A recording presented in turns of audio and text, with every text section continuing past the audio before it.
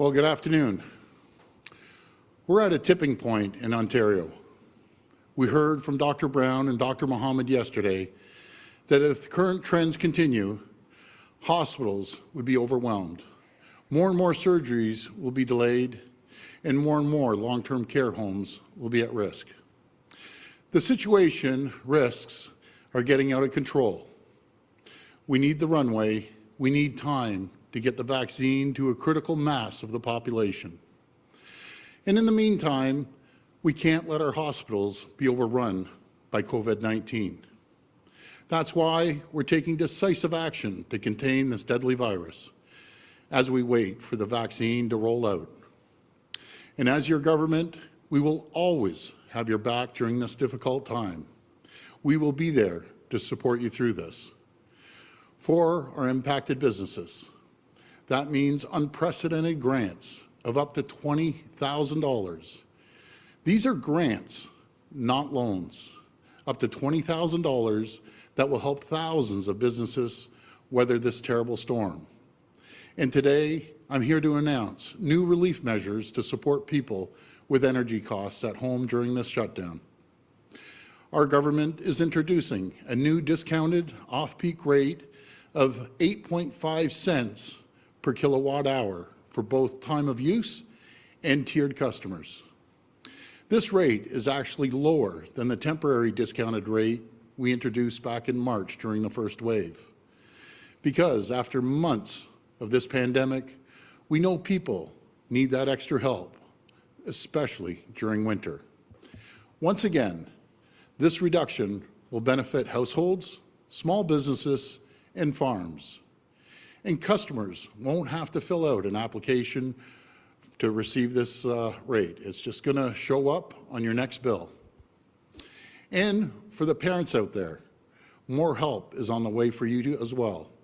Yesterday, out of an abundance of caution, we announced that elementary students will learn remotely until January 11th, and that many high school students will learn remotely until January 25th.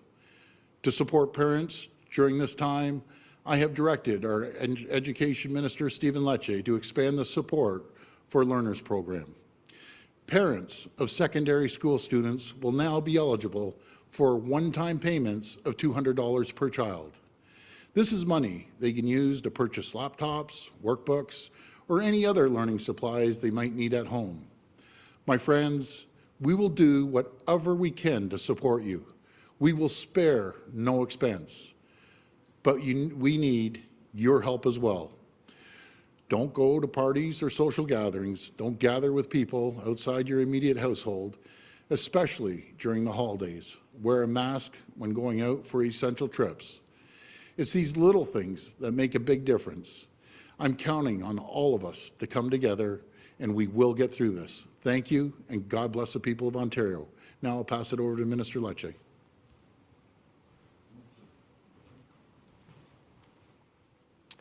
Good afternoon.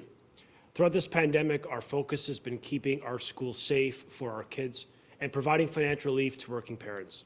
The medical community has been clear. Safe and open schools are critical for our children, and we firmly agree. That is why, following the holidays, we're taking preventative and proactive action by pivoting to virtual learning at the front end of the school year to ensure we take no chances when it comes to your safety and the safety of your kids, and to ensure your kids can carry on in-class learning for the remainder of this school year. We know that parents will continue to need support through this pandemic, as the Premier noted. And just a few weeks ago, you'll recall the Premier and I were together launching the Support for Learners program, a program that puts money directly into parents' pockets. We're building upon that by extending the program to include, for the first time, parents and guardians of high school children, with the aim of helping even more Ontario families during these challenging times. Under the expanded Support for Learners, our government will now provide $200 of financial assistance for the families of each child aged 13 to grade 12. From January 11th to February 8th, secondary school students and their parents will be able to apply online at ontario.ca/support for learners.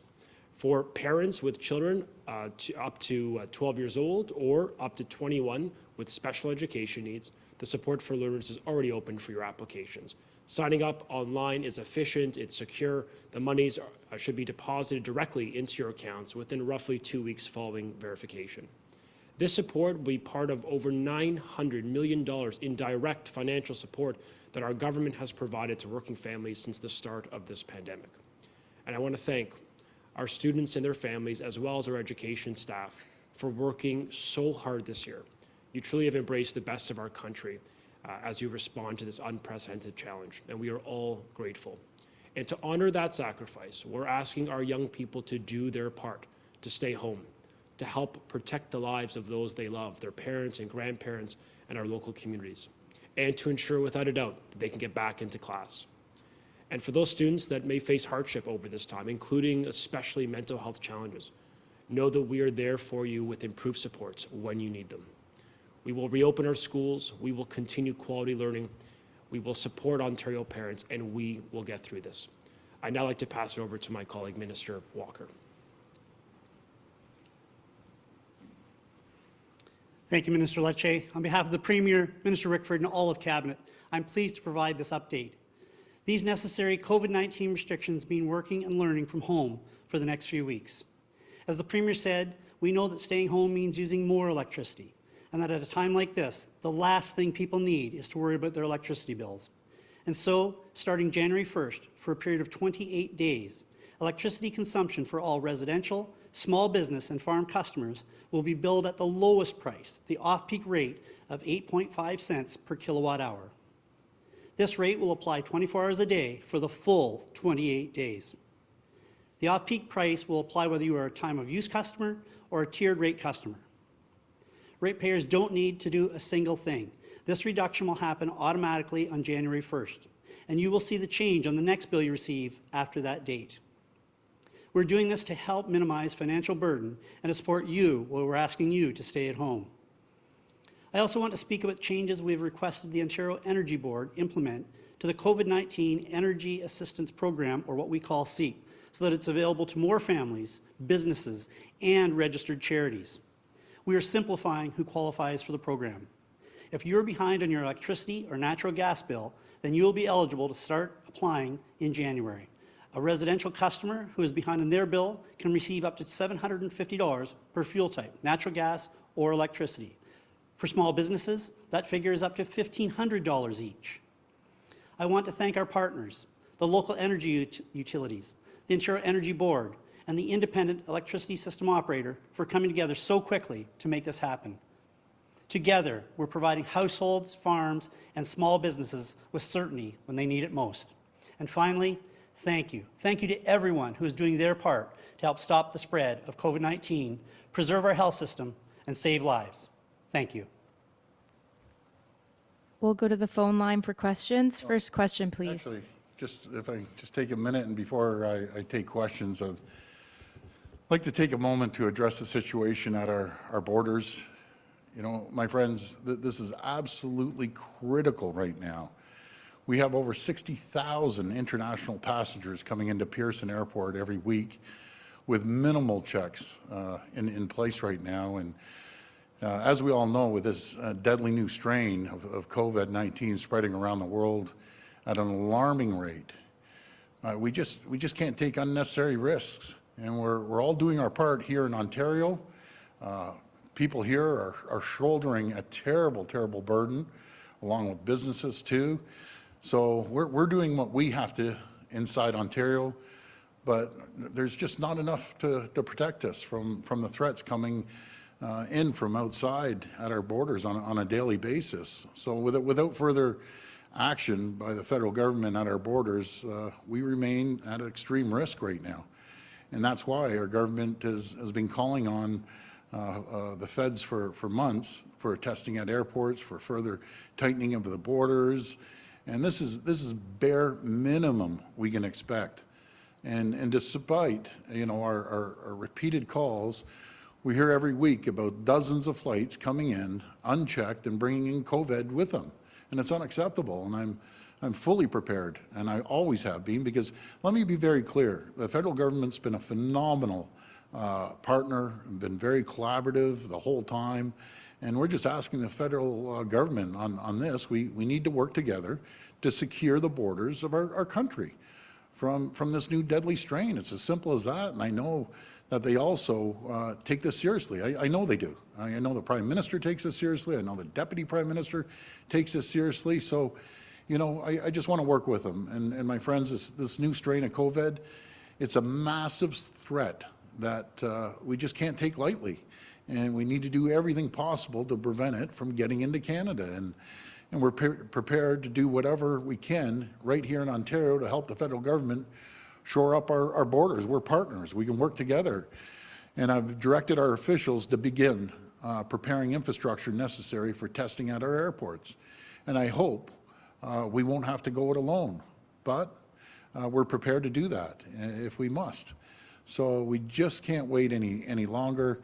And today I'm also calling on the federal government to immediately implement a requirement for pre-departure tests for anyone seeking entry into our country. So folks, this is basic screening measures that can help protect Canadians, and a requirement of a departure test is something that countless other countries have required for months. And I can say, as Canadians, if we want to travel abroad, many countries won't let us in without a pre-departure test, and it makes sense. But we're letting tens of thousands of people into our country every week without the basic screening requirements.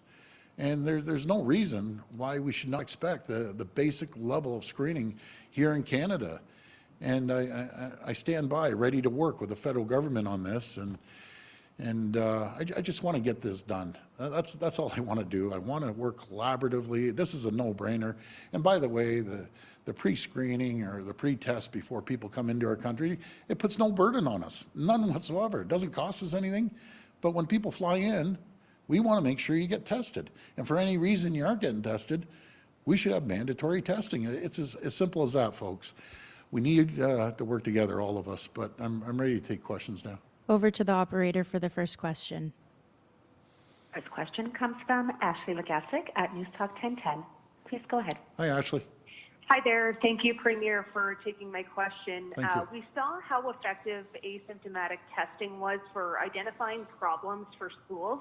Why haven't we deployed asymptomatic testing to hotspot neighborhoods? Test everyone, ensure isolation and resources for those who test positive for entire neighborhoods, ensure their job security. Wouldn't a provincial-wide lockdown be the perfect time to do something like this? I'll send it over to the Minister of Health. Thank you.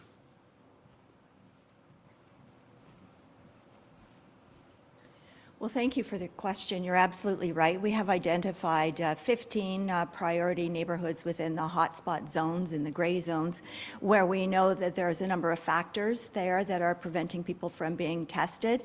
Sometimes there are language barriers or other barriers. So what we have done is open up our assessment centers for people without appointments for certain hours, because it's difficult for some people to book appointments online or even by phone. We are also doing some pop-up testing, mobile testing in other areas. We're also working at setting up voluntary places where people can go and self-isolate, because in some families there are a number of family members living in fairly small quarters, and we want to make sure that if people do show signs of COVID, that there is a place where they can go and recover and not infect other family members. And there's other wraparound supports that we want to help protect these neighborhoods, ensure that people become well.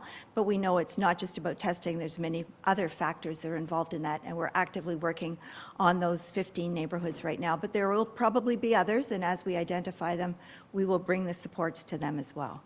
Follow-up?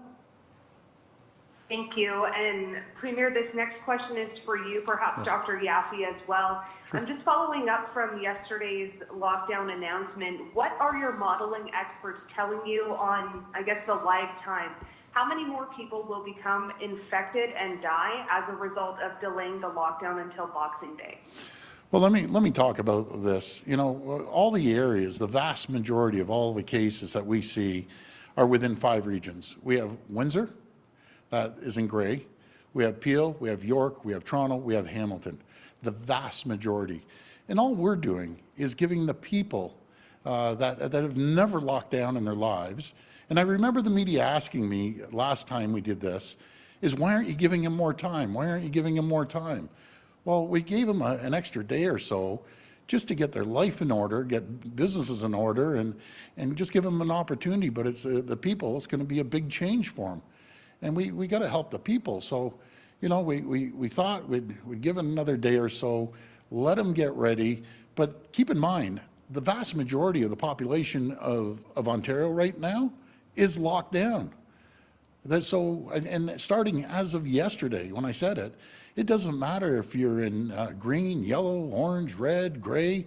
I'm asking you, please don't leave your home unless it's necessary. Every time, as Dr. Mohammed said, every time you leave, you're putting people at risk. You know, so during the holidays, hunker down. But I want to mention something. I'm getting endless calls from people's secondary homes as well. That's fine. Hunker down up there. Take your supplies from where you live. Go there. Do not, I repeat, do not go into town. If you want to stay in an isolated area at your secondary home and you aren't going to leave it, the rules apply up there, that's fine. We just don't want people going to stores every 2 hours, everywhere. Just do your best to hunker down. So that's all we're asking. It's simple as that. Next question. Next question comes from Chris Rushowy at the Toronto Star. Please go ahead. Hi, Chris. Thank you. Thanks. Hi. My questions are actually for Minister Lecce. Yep. I'm just wondering, with schools being shut down and kids moving to online learning until January 11th or the 25th, I'm just wondering, are these firm return dates? Is there any reason under which they could be extended, and what would the criteria be? Yeah, our commitment, Chris, is quite clear. We want to get kids back to class. We have been firmly on the side of parents who believe, as do medical experts and public health leaders, as well as the Chief Medical Officer of Health of this province, that there is a clear benefit for children to be in class.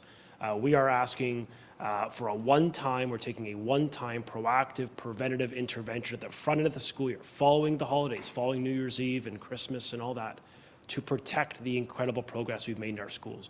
So of course our intention is to get kids back into class on the dates prescribed, the 11th of January for elementary students and the 25th for the vast majority of secondary students. We're going to go to virtual learning. They're going to continue to have access to their educator, to mental health supports. We're going to continue to keep them engaged in the curriculum in a positive way. But look, we may not be the problem when it comes to community transmission, but we certainly could play a part of the solution and do our very best to reduce the risks and save lives. And that's what we're going to do in Ontario. Follow up. Thank you. So when students do return to school, will anything be different? Will there be any enhanced safety protocols or any resources or any supports for kids, any more supports so that they don't fall behind academically?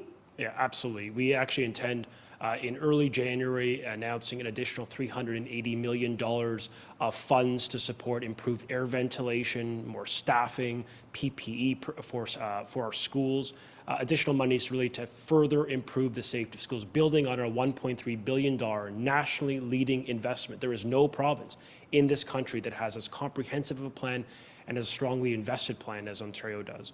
In addition to the monies, we've obviously suggested before the first phase of asymptomatic testing was completed, and we intend to expand and build upon that to make sure that we can further improve the safety of schools. So there's a variety of actions. The first day back, there's a refresher COVID training program for students to make sure that they understand how to wear a mask properly, just to really encourage the behavior we want within our citizens and our young leaders. So that's part of our announcements coming out in January. But yes, absolutely, we will continue to step up our investment, our health and safety protocol to keep kids and staff safe. Next question. Next question comes from Shalima Maharaj at Global News. Please go ahead. Hi, how you doing? Hi there. My question is about one of the areas that we didn't see addressed, and that was people who are working in factories, industrial jobs, being able to get supports established for them.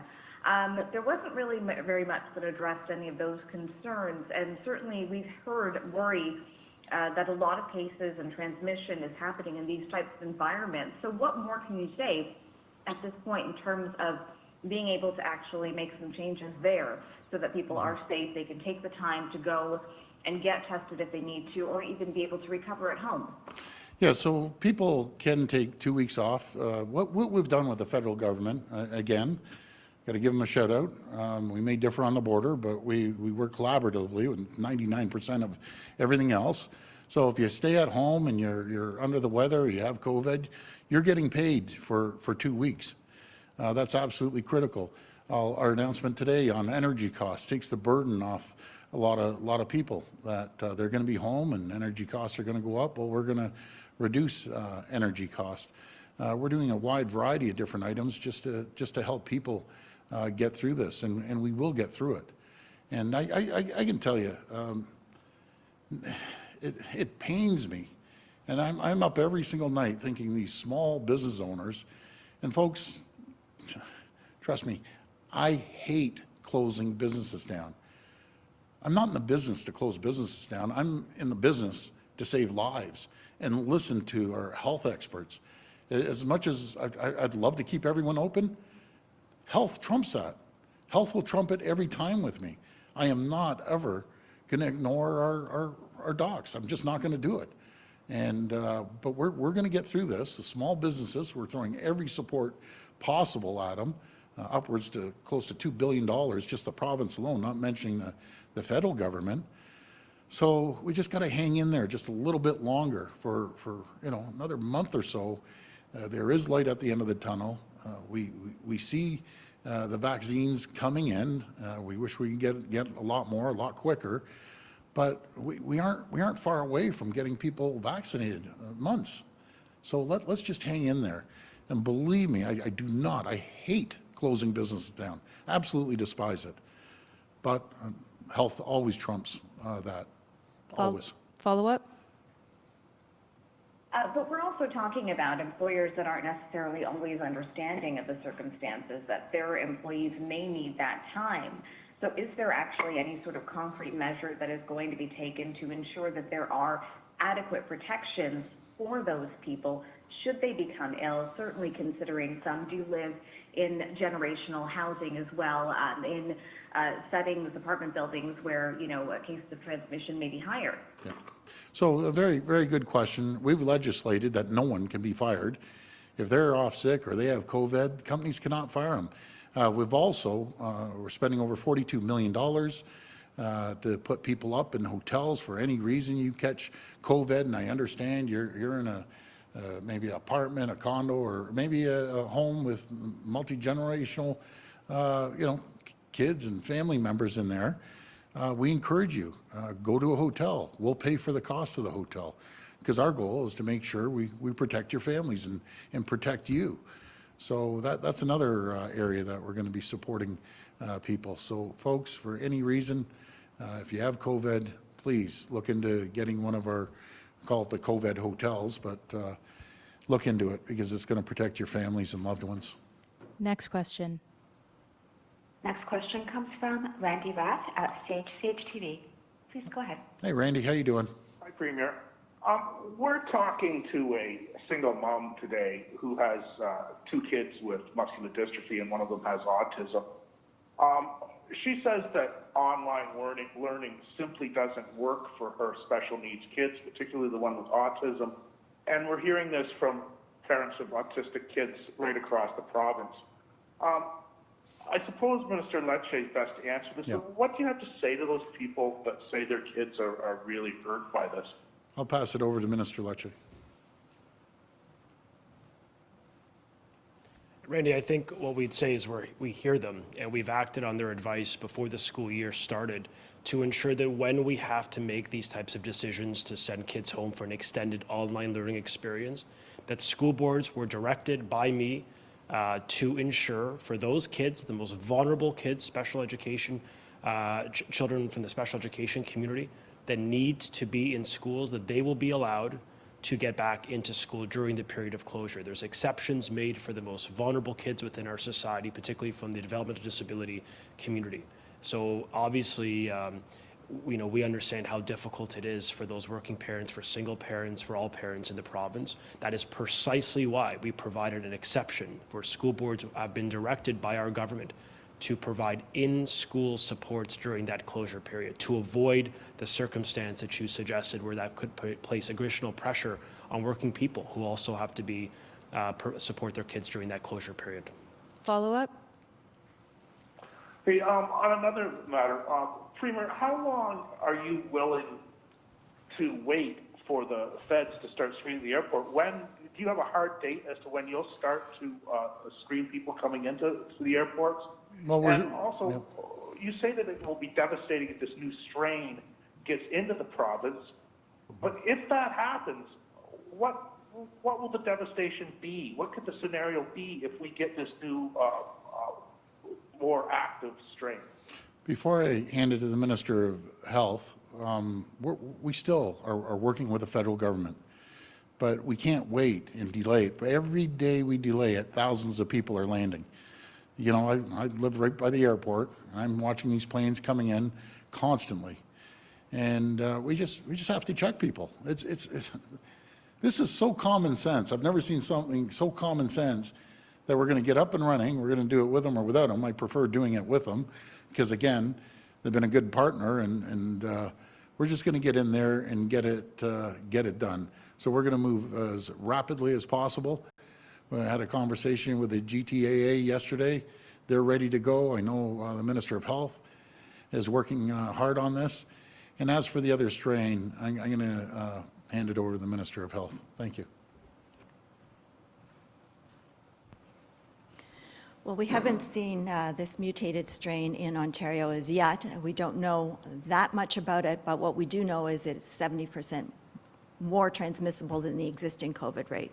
So what we would see would be many more cases of COVID-19. We'd see many more people with very ill health being hospitalized, putting a greater risk to our hospital capacity.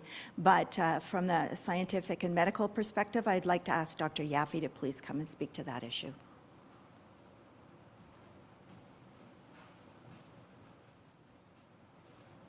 Thank you. First, I think people should realize that COVID-19 is a virus.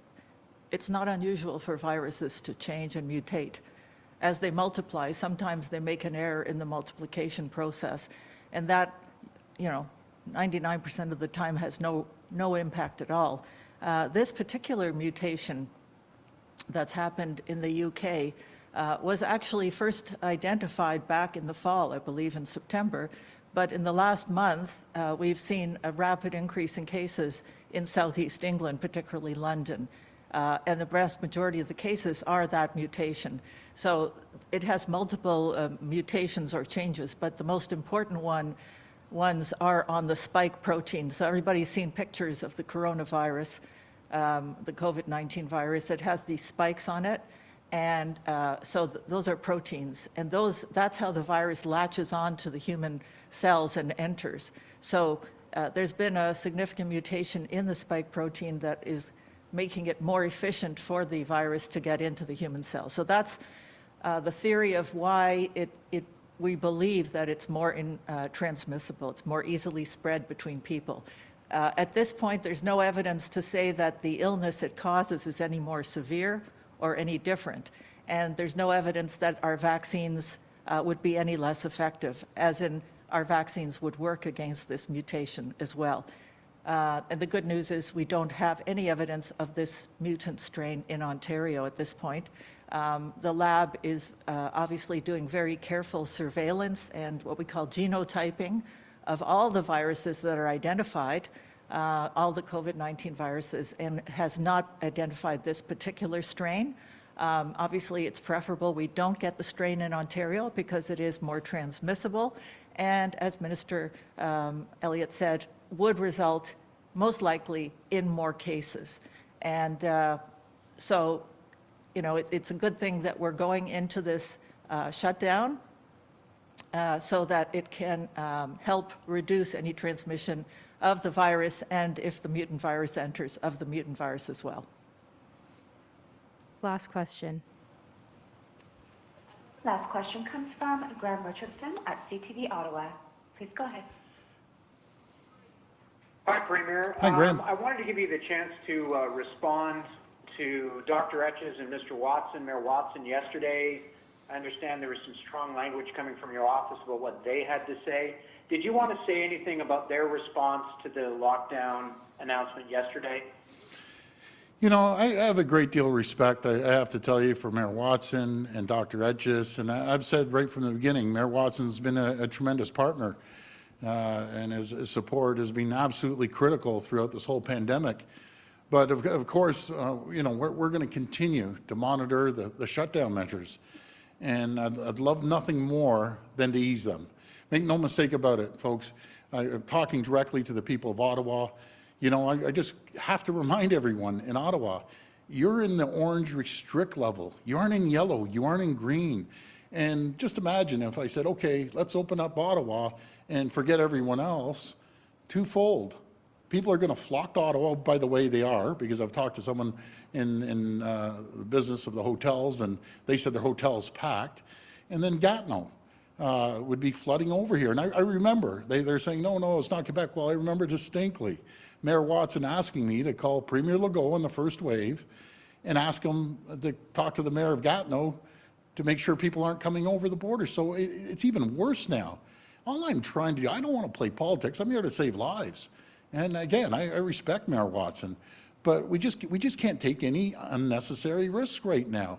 And no matter if it's 2 weeks or 28 days or whatever it is, folks, it's not the end of the world. We have to protect the people of Ottawa. And I've never seen one politician in the entire world, one politician, when they let their guard down and they open up the economy, not one single person has been able to defeat this virus. And this is a deadly new strain of COVID, and it's spreading rapidly around the world. We all see it. Now, I can tell you, now is not the time to ignore the advice of our health experts, and I never would. I don't put businesses ahead of health. They go hand in hand. If you have a healthy population, you're going to have healthy businesses. And by the way, I was just briefed about a new report out of Ottawa. And this is what I'm talking about, folks, in Ottawa. So the new report on levels of the COVID-19 found in the sewage are spiking up. And then I hear that long-term care. So two indicators, and this is an early indicator, and it's a warning sign that we can't take anything lightly. So as soon as we think we're out of it, it comes back with vengeance. We've seen it. But now is not the time to ignore the experts. And another sign is in long-term care. There's cases going in long-term care in every region in Ontario. When we start seeing it seep into long-term care, it means it's within the community. When we see the sewage and the numbers are spiking, you know it's coming. And I'm praying it doesn't come. And I mentioned that to Mayor Watson through a message. I just pray to God, we don't see COVID spike and the numbers spike up. So I'll continue to listen always to the health experts and the scientific evidence. And I'll continue to do whatever it takes to take care of the people of Ottawa. I always have. We have great MPPs, we have great ministers. I think it's a great community, and you've done a phenomenal job. But to get in an argument back and forth over, honestly, in my opinion, I think there's a little bit of politics going on. I don't care about politics. I'm here to protect people's lives. Folks, in the businesses out there, as I told you earlier, it kills me to close any business. But I'll tell you one thing, I'm going to protect you. I'm going to have your backs. And when we come out of this, we're going to be booming. We will lead North America once again in job creation, economic development with everyone's support. So, folks, I want to thank you. And let's keep plugging away. Let's stick together. We are going to get through this. We're doing better than a vast majority of the rest of the world, all because of each and every one of you, and all because of the 444 mayors. You're doing a great job. So thank you, and God bless everyone. Thank you.